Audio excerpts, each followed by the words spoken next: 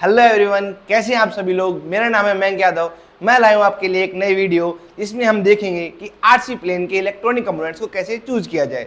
जैसा कि आप सभी ने हमारी पुरानी वीडियो में देखा हुआ कि आरसी प्लेन कैसे बनाए। अगर आपने नहीं देखा तो ऊपर आई बटन पर जाके एक बार जरूर चेकआउट करें कि आरसी प्लेन कैसे बनाया जाए। तो अब हम देखते हैं कि इलेक्ट्रॉनिक कंपोनेंट्स को कैसे चूज किया जाता है। जब बात आती है इलेक्ट्रॉनिक कंपोनेंट्स को चूज करने की, तो हमारे पास आरसी प्लेन के अंदर बहुत सारे इलेक्ट्रॉनिक कंपोनेंट्स होते हैं, जैसे कि motor, receiver, ESC, battery, servo motors, transmitter and receivers, extension cords, Y cord and etcetera. तो आज हम देखेंगे इन्हीं सभी इलेक्ट्रॉनिक कंपोनेंट्स को कैसे चूज किया जाए। So let's start. अब स्टार्ट करते हैं हमारे प्लेन के इलेक्ट्रॉनिक कंपोनेंट्स को चूज करना। तो जब हमने हमारा फ्यूजलाज बनाया, उसके बाद हमने हमारा विंग बनाया, तो हमारे पास एक कुछ कैलकुलेटेड थिंग्स आई, जैसे कि हमारे फ्यूजलाज के लेंथ कितनी होगी या फिर हमारा विंग स्पैन कितना होगा। अब विंग स्पैन को समझने के लिए हम कोशिश करेंगे कि विंग लेंगे, जिससे हमें पता लग जाएगा कि विंग स्पैन होता क्या है। विंग स्पैन का मतलब सीधा सीधा ये होता है कि विंग के एक साइड से लेके दूसरे एंड तक की विंग की लेंथ कितनी है, उसे हम बोलते हैं विंग स्पैन। सपोज इस प्लेन की हमारी विंग स्पैन है 100 सेंटीमीटर। जब हमारे पास इसकी विंग स्पैन आई 100 सेंटीमीटर, तो हमने जब इसको इंचेस में कैलकुलेट किया तो हमारे पास आया 39.37 इंचेस, जिसको हम लोग WS से रिप्रेजेंट कर रहे हैं।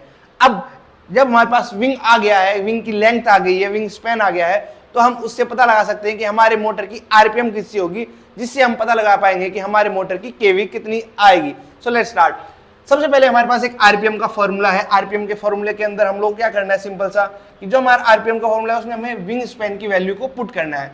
तो जो हमारा फॉर्मूला है कि 0.4896 इंटू विंग स्पैन का whole square minus 162.66 into wing span plus 20786, ये हमारा एक फॉर्मूला है जो हमारे पास पहले से गिवन है। इसके अंदर जैसे हम लोग विंग स्पैन की वैल्यू रखेंगे तो हमारे पास जो टोटल आउटपुट वैल्यू आएगी वो आएगी 15,140.95। अब हमारे पास एक आरपीएम वैल्यू आ चुकी है। अब इसकी मदद से हम लोग फाइंड करेंगे कि हमारे मोटर की केवी कितनी होगी। केवी का सिंपल सा फॉर्मूला होता है कि आरपीएम अपॉन नॉमिनल वोल्टेज। अब जब बात की जा रही है नॉमिनल वोल्टेज क्या होता है, कि ये नॉमिनल वोल्टेज को हम कैसे समझाएंगे कि क्या होता है। सपोज करो हमारे पास एक 3 सेल की लिपो बैटरी है। जब 3 सेल की लिपो की बैटरी को जब हम यूज करेंगे तो उसका जो नॉमिनल वोल्टेज होता है वो होता है 14.8 वोल्टेज। जैसे हमारे पास अभी एक लिपो बैटरी है 3 सेल की, इसका जब नॉमिनल वोल्टेज देखा जाएगा तो इस पे मेंशन कर रखा है कि इसका वोल्टेज है 14.8 वोल्टेज। ये आपको उधर एक बैटरी का वीडियो दिख जाएगा, फोटो दिख जाएगा, जिसमें आपको इजीली समझ में आ जाएगा। अब हमारे पास नॉमिनल वोल्टेज आ गया, हमारे पास आरपीएम है, तो हमने जैसे ही आरपीएम को नॉमिनल वोल्टेज से डिवाइड किया तो हमारे पास एक आउटपुट वैल्यू आई 1023.04। तो अब ये हमारे पास एक एग्जैक्ट वैल्यू तो नहीं है केवी की, बट इसी रेंज में हम एक मोटर देख सकते हैं जिसकी केवी 1000 से लेके 150 केवी तक हो सकती है। सो अब देखते हैं कि अब मोटर कैसे चूज कर सकते हैं कि केवी हमारे पास आ गया है, तो अब हमें कौन सी मोटर चूज करनी है वो हम देखते हैं। अब जैसा कि हम देख चुके हैं कि हमारे मोटर की जो केवी आई है वो आई है 1023.04। अब इसको एक राउंड फिगर में देखा जाए तो हमारे पास जो केवी अवेलेबल हुई है वो हुई है 1000 से लेके 1050 केवी। अब जब मैं सर्च करूँगा 1000 केवी BLDC मोटर, तो हमारे पास काफ़ी सारे ऑप्शंस आ जाएंगे। जैसे हमारे पास ऑप्शन आते हैं हम किसी भी एक साइट पे एक मोटर चूज कर सकते हैं। जैसे मैंने ये साइट ओपन की, मैंने ये मोटर चूज की, ये गोल्डन सिल्वर एक लोकल और चीप मोटर आती है जो कि बिगनर के लिए काफ़ी सही भी होती है, क्योंकि जब बिगनर्स फ्लाई करते हैं प्लेन को तो होता है कई बार वो क्रैश कर देते हैं, जिस केस में अपना एक मोटर की नोज़ टूट सकती है या फिर मोटर भी अपनी ख़राब हो सकती है। एंड अगर ये ऐसा कुछ होता है तो अपनी मोटर थोड़ी चीप है तो इसलिए अपने को ज़्यादा नुकसान नहीं होगा, इसलिए अपन बिगनर होके इस मोटर पर जा सकते हैं। अब जैसे ही मैंने ये मोटर चूज की तो मैं नीचे अगर आऊँगा, इसके डिस्क्रिप्शन को पढ़ूंगा, तो यहाँ पर मुझे इसकी सारी स्पेसिफिकेशंस मोटर की मिल जाएंगी कि ये कितने केवी की है, क्योंकि अपन ने 1000 केवी चूज़ की है तो ये 1000 केवी की मोटर अपने सामने है। उसके बाद इसकी सारी डायमेंशंस अपने पास आ गई कि अपने को कैसे कैसे इसमें क्या क्या यूज़ करना है। तो अपना मेन जो टास्क होता है वो होता है कि अपन एक मोटर कैसे चूज़ कर सकें, मोटर की केवी कैसे निकाल सकें। जब अपन ने एक मोटर की केवी निकाल ली, उसके बाद अपन जैसे ही मोटर की कोई भी साइट पे जाएंगे या फिर कोई भी अपन अच्छी मोटर यूज़ करेंगे, उसकी टेस्टिंग टेबल को देखेंगे, तो उस मोटर की टेस्टिंग टेबल में अपने को सारे इलेक्ट्रॉनिक कंपोनेंट्स कैसे कैसे यूज़ करने हैं या फिर कौन से इलेक्ट्रॉनिक कंपोनेंट्स को यूज़ करने हैं, ये सब हमें एक मोटर की टेस्टिंग टेबल में ही मिल जाता है। जैसे ही मैं इस मोटर की टेस्टिंग टेबल को देखता हूँ तो यहाँ मुझे समझ में आता है कि अपने को जो बैटरी लेनी है वो 2 से 3S लिथियम पॉलीमर बैटरी लेनी है, यानी अपने के बैटरी का जो सेल्स होंगे वो 2 सेल्स से लेकर 3 सेल्स तक के हो सकते हैं जो अपन एक लिथियम पॉलीमर बैटरी यूज़ करेंगे। उसके बाद जैसे ही मैं थोड़ा और नीचे जाके इसकी डायमेंशंस देखूंगा तो यहाँ पर स्पेसिफिक कर रखा है कि अपने को जो ESC यानी कि इलेक्ट्रॉनिक स्पीड कंट्रोलर, यानी कि मोटर की जो अपने को स्पीड कंट्रोल करेगा वह ESC अपनी 30 एम की इसने सजेस्ट कर रखी कि आप 30 एम की ESC यूज़ करें। रिक्वायर्ड 18 एम पे, बट सजेस्टेड कितनी है अपने को 13 एम्पियर। अब ए यहाँ पर एम्पियर को शो कर रहा है, जिससे अपने को पता लग गया कि मोटर पता लग गई। और जैसे ही अपने को मोटर पता चला वैसे अपने को क्या पता लगा इलेक्ट्रॉनिक कंपोनेंट में कि अपने को ESC कौन सी चुननी है 13 एम्पियर की। अब जैसे अपने को ESC पता चली, अपने को वैसे ही बैटरी भी पता चल चुकी है।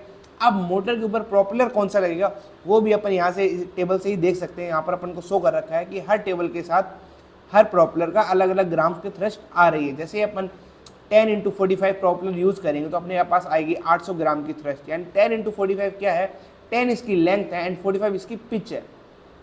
10 इंच का प्रोपेलर होगा एंड 45 इसकी पिच होगी, तो इसके साथ अपने को जो मैक्सिमम थ्रस्ट मिलेगी वो मिलेगी 1800 ग्राम्स। उसके बाद वैसी उसी बैटरी के साथ अपन अगर प्रोपेलर को चेंज कर दें 0945 प्रोपेलर, यानी कि 9 इंच और 45 पिच का प्रोपेलर यूज़ करें तो अपनी थ्रस्ट जो है तुरंत आधी हो जाएगी, वो हो जाएगी 475 ग्राम्स के अप्रॉक्स। उसी प्रकार से अपन हर एक मोटर की केवी के लिए उसकी टेस्टिंग टेबल देख सकते हैं, जिससे अपने को हर मोटर के इलेक्ट्रॉनिक कंपोनेंट्स कौन कौन से चूज़ करने हैं वो अपन गैस कर सकते हैं। जैसे कि अपन ने देखा कि 1000 kV है, 1000 kV के लिए अपने को सेल्स नंबर ऑफ सेल्स मिल गए 2 से 3S। वैसे अपने को पता चल गया कि अपने को ESC लेनी है 13 एम की और प्रोपेलर लेना है अपने को मैक्सिमम थ्रस्ट के लिए 10 × 45 एम्पियर का 45 प्रोपेलर का डायमेंशन का अपने को प्रोपेलर लेना है। अब हम देख चुके हैं कि मोटर के साथ हमारी ESC कैसे चूज होएगी, हमारा प्रोपेलर कैसे हमें मिलेगा, हमारी बैटरी हमें कैसे मिलेगी कि हमें कौन सी बैटरी यूज़ करनी है। अब बात करते हैं सर्वो मोटर्स की। तो सर्वो मोटर बेसिकली हम बिगनर्स के लिए 9 ग्राम की सर्वो मोटर चूज़ कर सकते हैं। जैसे कि अब मैं जाऊँगा सर्च करूँगा 9 ग्राम सर्वो मोटर, अपने पास 2 मोटर्स आ जाएंगी। जैसे अपन 9 ग्राम सर्वोज में जाएंगे, एक आएगी आपको जो ब्लू कलर की दिखेगी एंड 1 जो आएगी वो आएगी आपकी ब्लैक कलर में। जैसे मैं इस पर टैप करता हूँ तो अपने पास 2 ऑप्शंस आपको अभी दिखाई देंगे। जैसे एक आ रहा है अपने पास ब्लू कलर का एंड एक आ रहा है अपने पास ब्लैक कलर का। अब इन दोनों में डिफरेंस क्या है? पहली चीज़ जो आ रहा है डिफरेंस आ रहा है वो आपको दिख रहा होगा कि प्राइस का सीधा 99 से 195 हो गया इसका प्राइस। अब जब मैं इसकी बात करूँ तो ऐसा क्यों हुआ? जो अपनी ब्लू वाली सर्वो आती है ये आती है अपनी प्लास्टिक गेट्स के अंदर, यानी कि इसके अंदर जो गेट्स यूज होते हैं वो यूज होते हैं प्लास्टिक के गेट्स। और जैसे ही हम ब्लैक पे जाते हैं तो इसके अंदर जो गेट्स यूज होते हैं मेटल गेट्स। अब अगर आप बिगनर हैं, अगर आपके पास बजट इशू है तो आप प्लास्टिक गेट के सर्वो भी यूज़ कर सकते हैं। एंड आपका बजट का इशू नहीं है तो मैं आपको रिकमेंड करूँगा कि आप हमेशा मेटल गेयर सर्वो के साथ ही जाएं, क्योंकि ये काफ़ी ड्यूरेबल होती है और काफ़ी अच्छे से ईजिली काफ़ी लॉन्ग टर्म तक अपने साथ काम करती है। इसी प्रकार से अपन एक सर्वो मोटर यूज़ कर लिए, सर्वो मोटर चूज़ कर चुके हैं। अब बात करते हैं अपना बचा ट्रांसमीटर एंड रिसीवर। अब ट्रांसमीटर रिसीवर काफ़ी वाइड रेंज ऑफ में आपके पास अवेलेबल है, डिपेंड करता है अपना बजट क्या है। अगर आपका बजट 4 से 5 हज़ार रुपये के बीच में एक ट्रांसमीटर परचेज करने का है तो मैं आपको सजेस्ट करूँगा कि आप फ्लाई स्काई का एक ट्रांसमीटर FSI6 परचेज कर सकते हैं, जो आपको इजीली 4 से 4.5 हज़ार के बीच में अवेलेबल हो जाएगा। तो ये थे आज के हमारे सारे इलेक्ट्रॉनिक कंपोनेंट हमने चूज़ कर लिए हैं। आप आराम से आपको सारा समझ में भी आया होगा। जो आपको अगर टॉपिक नहीं समझ में आया तो आप कमेंट डाउन करके बता सकते हैं, उस टॉपिक पे अपन एक अच्छा सा वीडियो बना देंगे। एंड आज के लिए इतना ही था। अब हम देखेंगे कि मोटर दूसरे एक अल्टरनेट मेथड जिससे हम मोटर को चूज़ कर सकते हैं कि हम अल्टरनेट मेथड से कैलकुलेटिव ना करके दूसरे मेथड से मोटर कैसे चूज़ कर सकते हैं। So let's start. अभी हमने देखा कि कैलकुलेटिव मेथड से मोटर कैसे चुनें। अब हम देखेंगे अल्टरनेट मेथड जिससे हम मोटर चूज़ कर सकते हैं अपने प्लेन के लिए। ये मेथड ये कहता है कि हमें हमेशा अपने प्लेन के वेट के अकॉर्डिंग इलेक्ट्रॉनिक कंपोनेंट चूज़ कर सकते हैं। कैसे चूज़ कर सकते हैं? जैसे डिफरेंट टाइप्स के प्लेन होते हैं, जैसे ग्लाइडर होता है, स्पोर्ट्स होता है, एक्रोबैटिक होता है एंड जेट्स प्लेन होते हैं।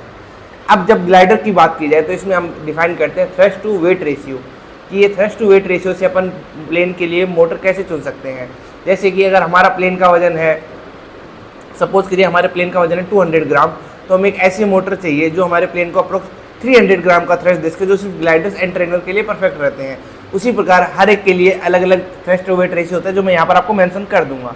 तो अब हम देखते हैं कि हमारे प्लेन जो हमने बनाया उसके लिए हम इलेक्ट्रॉनिक कंपोनेंट कैसे चूज़ करेंगे। तो सबसे पहले हम क्या करेंगे, हमारे प्लेन का वेट करेंगे। हमारे पास एक विंग स्केल है, जिसकी वजह से हम अपने प्लेन का वेट मेजर करेंगे। हमने सबसे पहले रखा हमारे प्लेन के फ्यूजलाज को, उसके बाद हमने इसको विंग के सेंटर किया एंड फ्यूजलाज को मेजर किया। अब हमारे पास जो वेट आ रहा है वो अप्रोक्स आ रहा है 193 ग्राम, यानी कि 200 ग्राम के अप्रोक्स वेट आ रहा है हमारे पास। प्लेन के वेट के बाद अब हम देखेंगे हमारे इलेक्ट्रॉनिक कंपोनेंट्स का वेट। अब जैसे कि आप सभी के पास अगर सारे इलेक्ट्रॉनिक कंपोनेंट ना हो तो उसके लिए हम लोग प्लेन के इलेक्ट्रॉनिक कंपोनेंट्स का अप्रोक्स वेट मेजर कर सकते हैं। जैसे कि जब मोटर का वेट कर रहे हैं तो हमारे पास आ रहा है 53 ग्राम्स, यानी कि 50 to 60 ग्राम के बीच में हमारी एक मोटर आ जाएगी। उसके बाद जब बैटरी मेजर करेंगे तो हमारी बैटरी का वेट आएगा अप्रोक्स 147 ग्राम, यानी कि हम 140 से लेके 160 ग्राम तक के बीच में हम लोग एक बैटरी का वेट मान सकते हैं। उसी टाइप से हम लोग सर्वो का वेट भी ले सकते हैं। जैसे एक सर्वो का वेट आ रहा है अपना 10 ग्राम 11 ग्राम, तो हमारी एक सर्वो का वेट आता है अप्रोक्स 11 ग्राम, जो कि एकदम एक्यूरेट है। उसी प्रकार से हमारा ESC का जो वेट आ रहा है 27 ग्राम्स। जब इन सभी को कैलकुलेट करके देखेंगे कि टोटल वेट कितना आ रहा है, जो कि हम डायरेक्ट मेजर करके कर सकते हैं।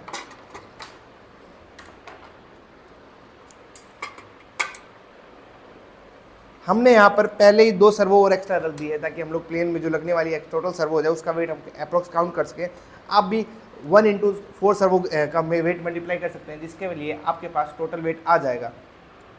अब हमारा टोटल वेट आ रहा है अप्रोक्स 259 ग्राम, जिसको हम लोग अगर राउंड ऑफ करके माने तो हमारे पास 250 ग्राम से लेकर 300 ग्राम तक का मोटर के या फिर इलेक्ट्रॉनिक कंपोनेंट्स का वेट आ जाएगा।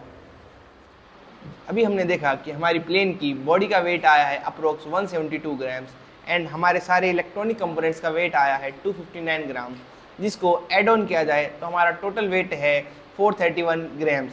अब जब हमारे प्लेन का वेट आया 431 ग्राम्स तो हम एक राउंड ऑफ फिगर मानते हैं कि हमारे प्लेन का weight approx 400 grams to 450 grams आएगा। जब हमारे प्लेन का वेट 400 टू 450 ग्राम्स आ रहा है तो हमें मोटर वह चुननी चाहिए जो हमारे प्लेन के डबल अमाउंट ऑफ थ्रस्ट दे। अब इसको आसान भाषा में समझा जाए तो हमें एक ऐसी मोटर चूज करनी है जो हमारे प्लेन के वेट का यानी कि टोटल वेट यानी कि इलेक्ट्रॉनिक्स एंड बॉडी का वेट मिला के डबल अमाउंट ऑफ थ्रस्ट दे। जैसे हमारे प्लेन का वेट अगर 400 टू 450 ग्राम्स है तो हमारी मोटर को जो थ्रस्ट प्रोवाइड करनी चाहिए वो 800 to 900 grams of thrust provide करनी चाहिए। जब भी बात थ्रस्ट की होगी तो हमें हमेशा बात ग्राम्स में करनी है। अब हम 2 मेथड से इलेक्ट्रॉनिक कंपोनेंट्स को चूज करना देख चुके हैं। पहला मेथड था हमारा कैलकुलेटिव मेथड जो हम पढ़ चुके हैं, और दूसरा मेथड था हमारा अल्टरनेट मेथड जो कि हम लोग थ्रस्ट टू वेट रेशियो से मेजर करते हैं। अब हर एक प्लेन के लिए थ्रस्ट टू वेट रेशियो अलग आता है, जिसके हिसाब से आप प्लेन के वेट के अकॉर्डिंग इलेक्ट्रॉनिक कंपोनेंट को चूज कर सकते हैं, जो कि आपको यहाँ पर साइड में दिख जाएगा थ्रस्ट टू वेट रेशियो की टेबल, जिससे आप आराम से इजीली चूज कर सकते हैं। और आज की वीडियो के लिए इतना ही। Thank you. जल्दी मिलते हैं दूसरी नई वीडियो में। धन्यवाद।